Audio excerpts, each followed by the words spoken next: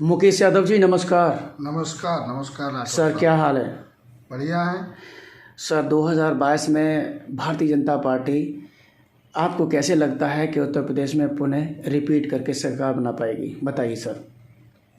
2022 में भारतीय जनता पार्टी पहले भी जिस मुद्दे को लेकर के आए थे हम लोग, माननीय मोदी जी के द्वारा इस देश की गरीब निरीह जनता को जिस तरीके से अपनी योजनाओं के माध्यम से, जो कि भारतीय जनता पार्टी का मूल उद्देश्य है अंत्योदय, पंडित दीनदयाल उपाध्याय जी और श्यामा प्रसाद मुखर्जी की इस धाती को जमीनी तौर पर अगर कोई लाया है तो 70 साल के बाद आदरणीय मोदी जी।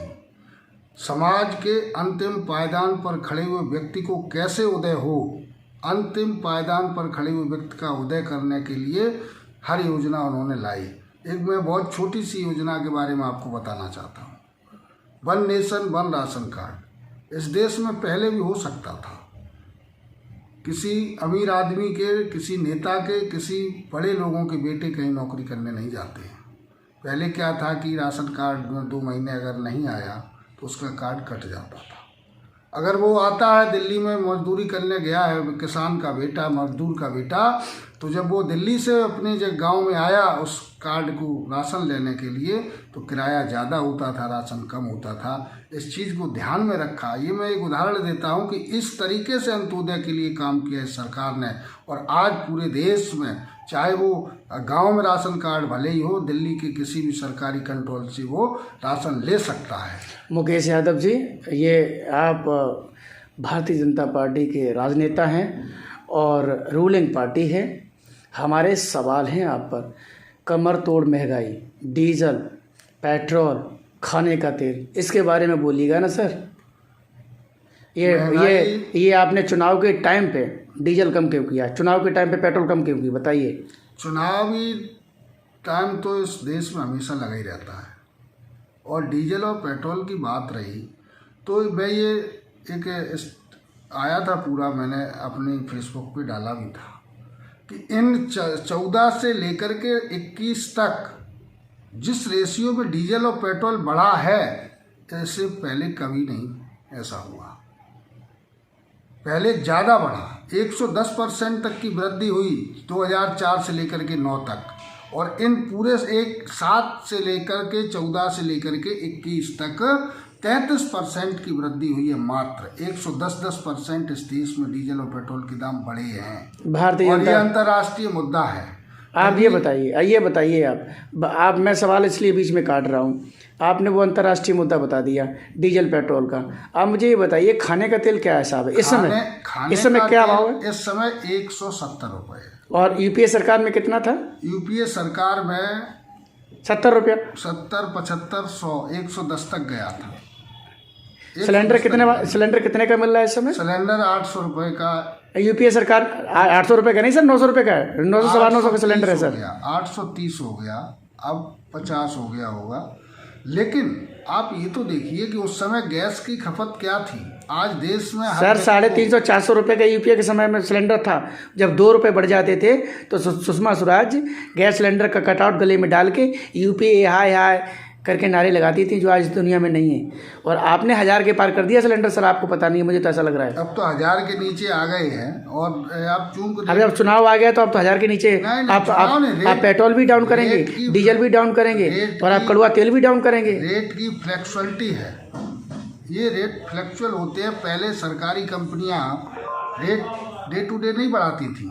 और पिछला जो बकाया था यूपीए सरकार का, इस देश की सरकार ने उस बकाये को अदा करने का काम किया है यूपीए में।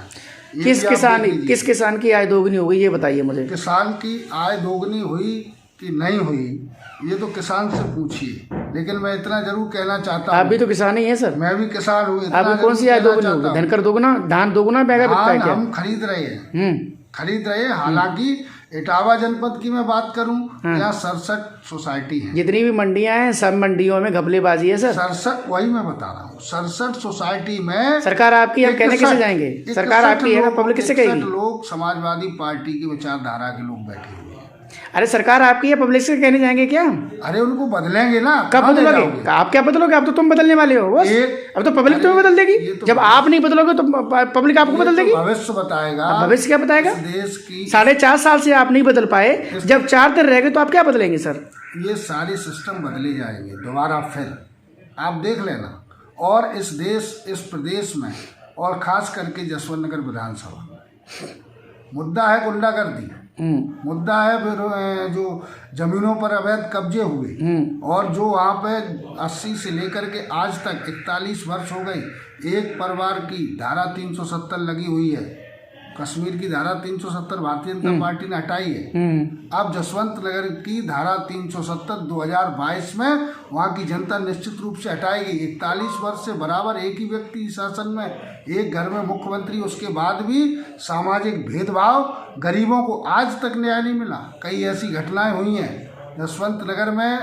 राठौर साहब, लोग चुनाव के लिए आ रहे होंगे, लेकिन 19 के बाद हमने निर्णय लिया कि जिस विधानसभा में 78 और 77 हजार लोगों का कैसे देख रेख हो, लोग चुनाव लड़के चले जाते थे। इस पूरी विधानसभा में 996 छोटे बड़े गांव हैं, 172 ग्राम पंचायतें हैं, 9 मेंबरान हैं जिला पंचायत के, 240 बीडीसी मेंबर हैं, और 3 वर्ष हो गए लगातार आना जाना। करीब जब मैं देखता हूँ अभी अकाउंट में निकाल करके 7000 लोगों के परिवारों में मैं गया हूँ, जहाँ गमी हुई, लोग ख़त्म हुए, आना जाना नहीं रहेगा। और स्थिति ये थी वहाँ पर, स्थिति मालूम है क्या थी जी? चाहे वो भारतीय जनता पार्टी से लोग रहे हों, कुछ लोग रहे जब गरीबों की ज़मीनों पर कब्जे हुए और वो गरीब को न्याय नहीं मिला। अभी पंचायत चुनाव के बाद 3 घटनाएं होती हैं। साक समाज के लोगों को पीटा गया, गुप्ता जी को पीटा गया, अभी गींजा की घटना है, और आपको रनुआ भाऊपुरा में इंद्रपाल कठेरिया को गोलियों से मार दिया गया।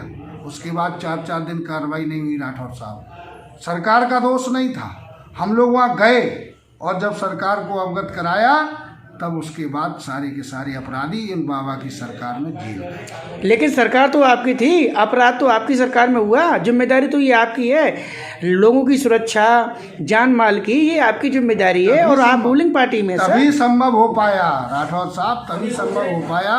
अन्यथा जो है उनकी FIR नहीं लिखी गई, उनकी FIR नहीं लिखी गई। अगर योगी जी की सरकार नहीं होती तो सैफई थाने में FIR नहीं लिखवा सकता। सर आपको बहुत बहुत धन्यवाद, अपने बेशकीमती समय में से जो समय निकाला चैनल की, और इसके लिए बहुत बहुत धन्यवाद सर आपको। अंतिम में एक बात जरूर कहूँगा जी सर, कि कोई उद्देश्य विधानसभा लड़ने का नहीं, उद्देश्य एक है कि सामाजिक न्याय की पालन योगी और मोदी की सरकार में जिस तरीके से पूरे उत्तर प्रदेश में हो रहा है, उसी तरीके से जसवंत नगर विधानसभा में भी हो। इस पर विचार करने की आवश्यकता है, इसी को लेकर के आगे बढ़ रहा हूँ। और लोग चर्चा तो करते ही, राजनीति में जब होंगे तो कोई चुनाव लड़ेंगे नहीं लड़ेंगे, लेकिन मैं आपको बताना चाहता हूँ चुनाव लड़ूँ या न लड़ूँ, लेकिन राजनीति में आज से लेकर के अपने जीवन के अंत तक जसवंत नगर के लोगों के लिए ही राजनीति करूँगा। चुनाव मेरा कोई विषय नहीं है। सर बहुत बहुत धन्यवाद, थैंक यू सर।